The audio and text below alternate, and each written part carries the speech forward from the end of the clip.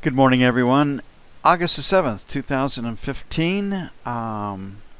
We have either the first or the second biggest news day of the month facing us today. And the note and the 30-year have rallied into the announcement. We started this in the 125.24, 125.30 area, and we're at 127.04. So based on the rally of the last couple of days, the dynamics of trading were higher into the news announcement. We've rallied into the news announcement.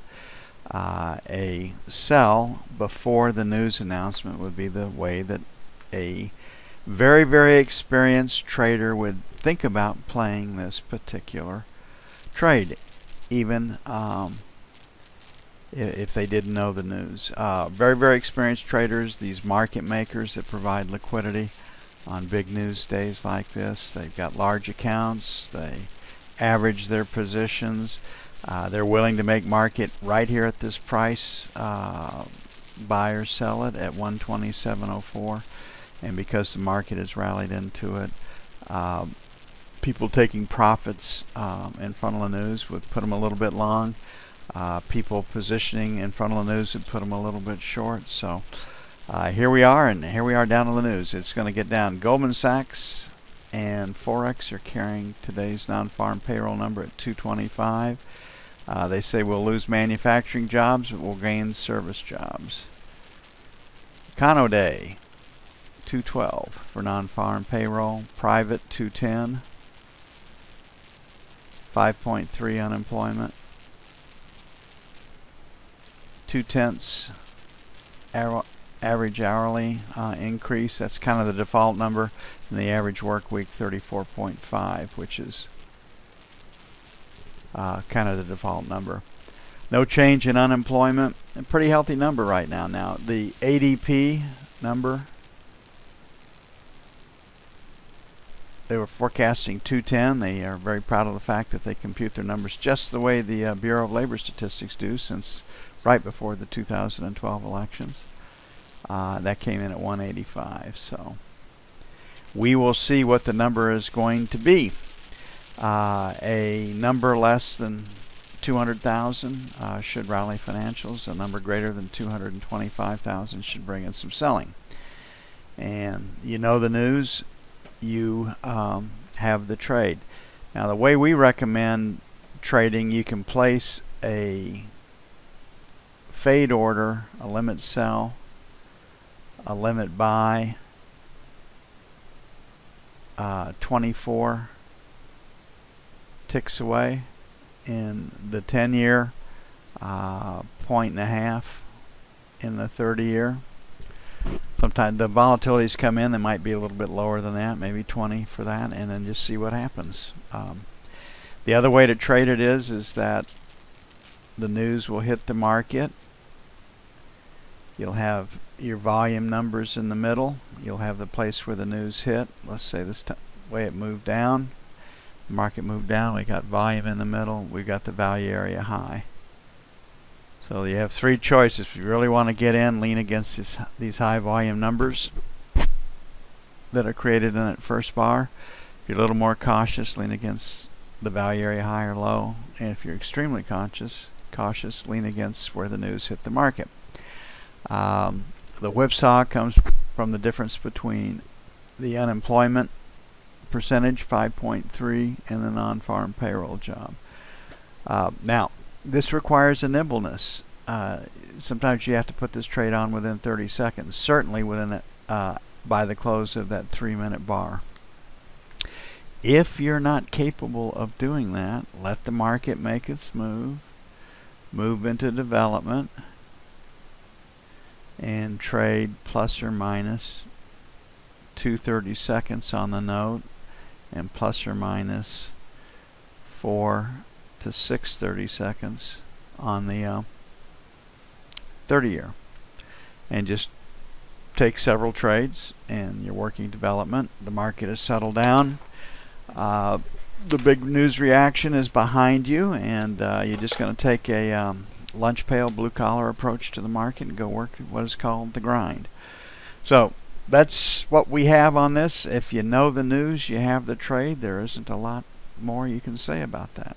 That's just where it is.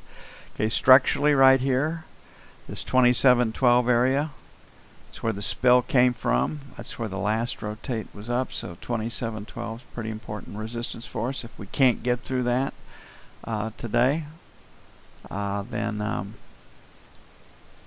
this area right up in here, 12 to 16, looks like a pretty good sell. On the buy side, we've rejected prices beneath 2620. So our 2624, 2620, structurally is where you would think about putting a buy on if there wasn't any news. So that's kind of where we are. We'll see what the news is. We'll pick it up on the news and take it from there. Looking at the 30-year,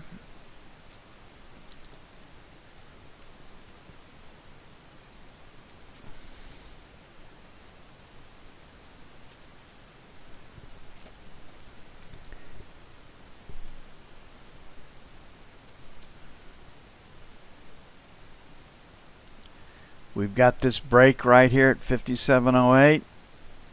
We have the off that X period, we have the high right in there in the 5716. So 8 to 16 is an area where if we didn't have news, you'd expect to find a seller. And top of value happens to be at 10 right there. Low volume number at 13. So this 8 to 16 area structurally is where you would think about being a seller. On the buy side, there's so much volume, it's so square down here. The breakout came from 07. Last rotate down was 16, so 8 to 16. This would be your sell zone. This would be your buy zone. But again, it gets down to what the news is and how you're going to play the markets off of that. So on this one, a fade order 1 to 1.5 points away from where the market is just as the news hits. So a 58.02, if this is where the news hit, you put a 58.02 to a 58.16, 58.18 out there. And on the buy side, you would have a 56.01 to a 55.17. That would be your range to buy it on a scoop order, limit buy, limit sell after the news. I mean, that order is placed before the news, and you just live with it. You can't really trade it with stops. So trading before the news carries an inordinate amount of risk for a day trader that's used to making his living on 6 to 8 ticks. You have exposure to losing 1 and 1.5 points if you're wrong on a trade, and it takes a lot of 6 to 8 tick trades to make up for that. So plan and trade accordingly with what your account can absorb. Okay, looking at gold, everything's quiet overnight. There hasn't been much of a move. The selling starts at 111, 111.05. That's where the seller has been. Failure to take that out should point us back down to 80. The buy is 75 to 80. That's your buy zone. And we're at 90. We're just kind of right in the middle. So we're going to have a neutral market coming into it, and we'll just have to basically see what the news is. London wasn't afraid to sell the 95 area. So without the news, we'd be selling 95 would be S1. S2 would be the 111 area. Based on where the volume was from yesterday, we'd be trying to buy the 85, 87 area. And then our 80 to 82 area. But we do have news.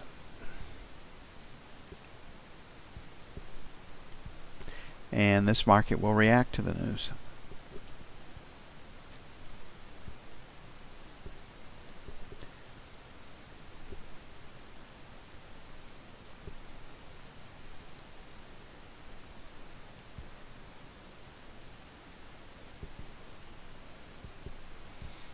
Looking at the euro,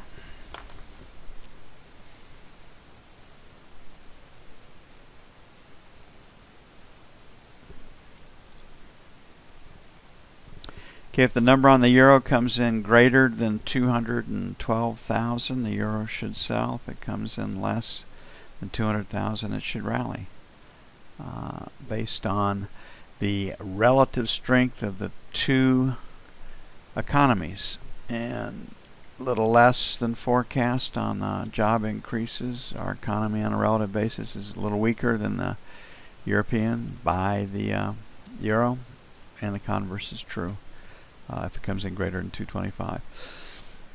So, like we were yesterday, 109.50 is resistance, that's sell 1. 75 is sell 2. On the buy side, 108.75, 109 is where it would be without news, but again, we do have news. And if you put limit buys or limit sells at those numbers, you can get steamrolled. Know the news and you have the trade.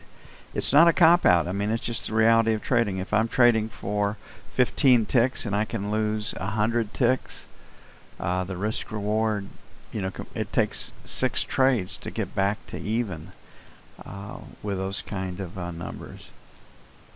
And that's a lot of money to put out and risk before you.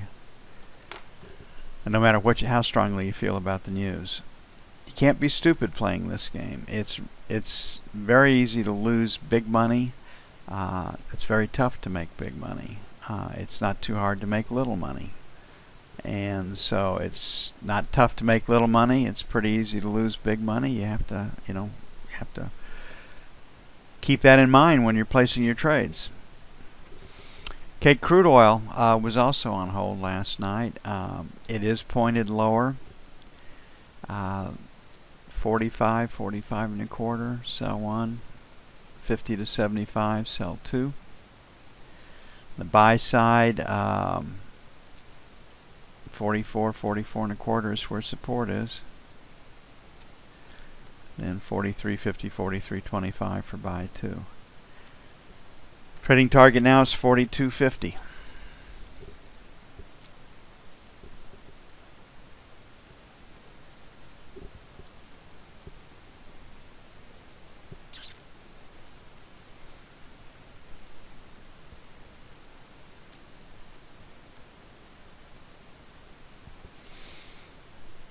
Okay, the E-mini, it's sold into this morning's news.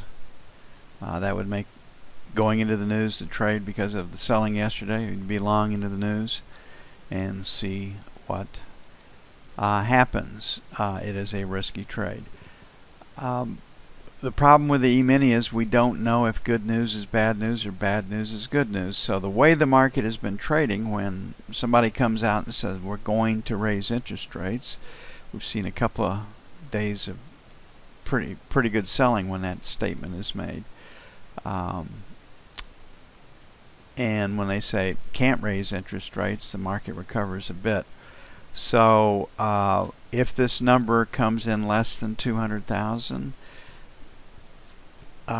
my guess is the market can rally because the Fed can't raise interest rates sooner. It comes in at 225,000, which is where Goldman's number is, 212,000. That still shows the economy growing. The Fed can raise interest rates sooner rather than later.